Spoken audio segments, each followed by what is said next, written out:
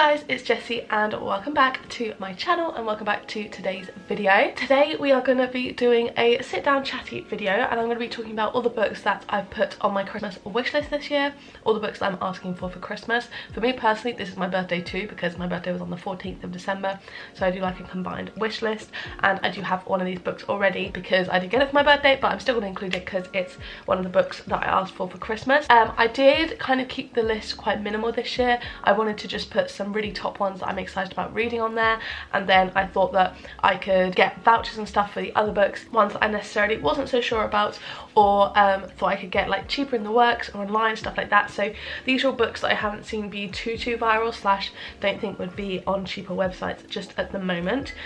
So first one that we have is going to be Pizza Girl, which is by June Fraser, I believe, and this is a little short book, but it just said on the back it's a blend of normal people and convenience store women, pacey and unexpected, which sounds very much up my street. So I'll read the blurb. It says, a moving story about an unforgettable woman trying to find her place in the world. 18 years old, pregnant and working as a pizza delivery girl, our dysfunctional heroine is deeply lost and in complete denial about it all.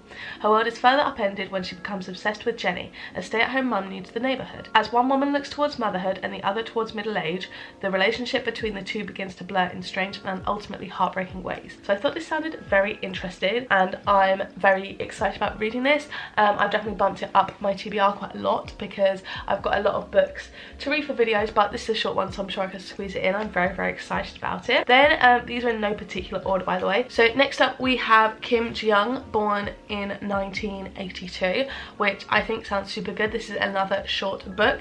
So the blurb says, I won't read the full book because it's quite long, but it says, Jong Born in 1982 is the life story of one young woman born at the end of the 20th century and raises questions about endemic misogyny and institutional oppression that are relevant to us all. Riveting, original and uncompromising, this is the most important book to have emerged from South Korea since Han Kang's The Vegetarian. So I think that sounds super interesting. I've heard really good things about it. I believe it's got very good reviews on Goodreads, so I'm very excited about it. I see it a lot of the time in Waterstones, and yeah, I'm really hoping to hopefully get that one for Christmas. I do also just want to point out the books I put on this list, they're maybe not necessarily the ones at the very top of my wish list, but they are ones that I felt comfortable asking for my family, because some of the books I read might be slightly dark or slightly twisted or just seemed a bit too like kind of trashy rom-com type things. So I asked for ones that are like just kind of like general non-embarrassing books. I don't know if that's bad to say, but just like ones that I'm like having to like have everyone read the blurbs of and stuff.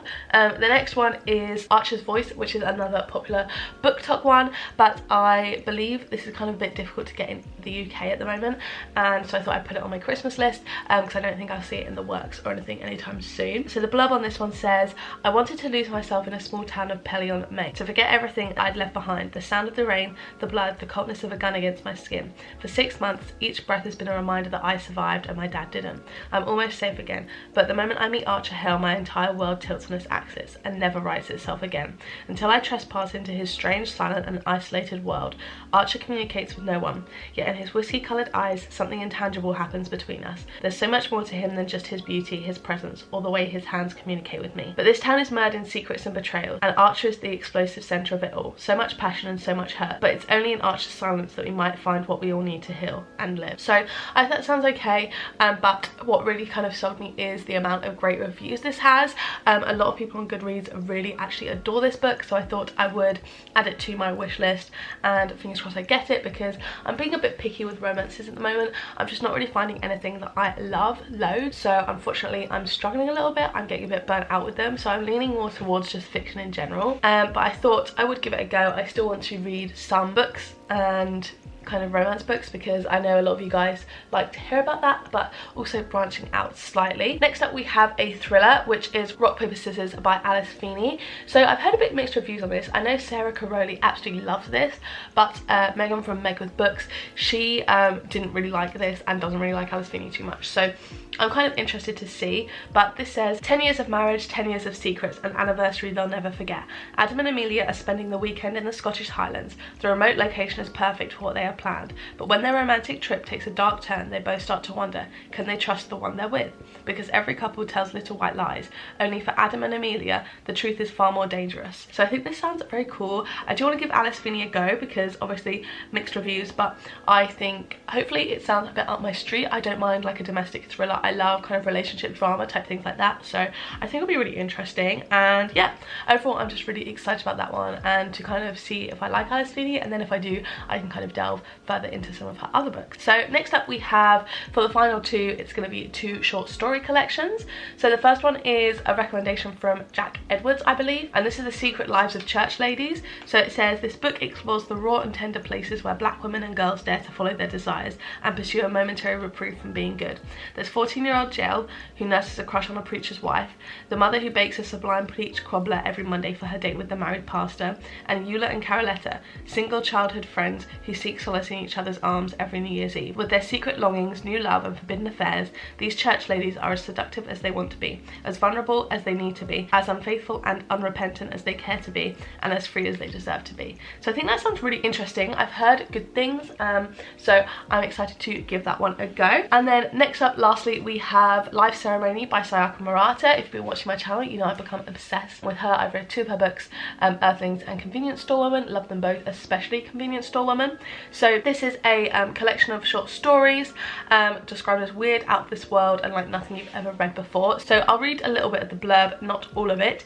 It says, this book mixes taboo-breaking body horror with feminist revenge fables, old ladies who love each other, and young women finding empathy and transformation in unlikely places. Life Ceremony is a wild ride to the outer edges of one of the most original minds in contemporary fiction. So I think this sounds super interesting. I'm very excited. That's probably top of my list, the one I'm hoping for the most. But yeah, so I've obviously got Pizza Girl to read soon, which is really exciting, and then hopefully after Christmas I'll have a few other books to read, and then if not, I've already got one Waterstones voucher. I'm sure I'll get 1 or 2 more potentially, so if not, I will just probably buy these books myself. So yeah, these are the books on my Christmas wish list. I really hope this maybe gave you some ideas for yours, or just book recommendations in general. Obviously I can't speak too highly of them if I haven't read them, but yeah, really hope you guys enjoyed this video. If you did, don't forget to give it a like down below, hit subscribe, turn on the bell to join a little collab, and make sure you turn on all notifications, then you'll be notified every single time I post a new video. If you want to watch my other videos, there'll be 2 on screen now to pick from, as well as they've linked up in the cards from earlier. So yeah, thank you guys so much for watching, and I'll see you in the next one. Bye!